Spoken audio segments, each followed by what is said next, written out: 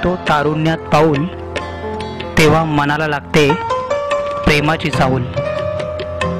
नकळत डोक्यात घुसतं प्रेमाचं खूळ, आणि मग आवडू लागतं गुलाबाचं फूल। प्रेमासाठी वाटेल ते करायला तयार असतं मन, जीवन बेधुंद करून टाकतात प्रेमाचे क्षण। प्रेमात आपल्याला कसलंच भान नसतं, दिवस रात्र फक्त तिचंच ध्यान असतं। तिच्याशिवाय त्याचं मन कुठेच रमत नाही, आणि ती भेटल्यावर काय बोलावं ते सुचत नाही। प्रेमाविना हे जीवन खरं तर बेरंग आहे, कारण प्रेम म्हणजे निसर्गाचा गुलाबी रंग आहे।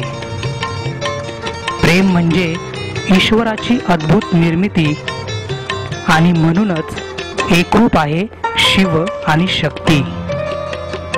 प्रेम नक्की करावं, त्यातच गंमत आहे खरी, पण कधी कधी मात्र निखळ मैत्रीच केलेली बरी।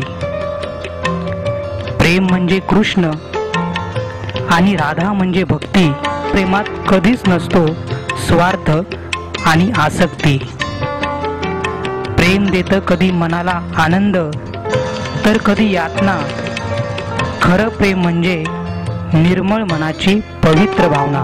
प्रेमाबद्दल कितीही बोललं तरी थोडं आहे, कारण हा विषय खरंच खूप गोड आहे। आपल्या मनाशी झालेला खेळ म्हणजे प्रेमभंग, आणि आपल्या मनाशी केलेला मेळ म्हणजे प्रेमरंग।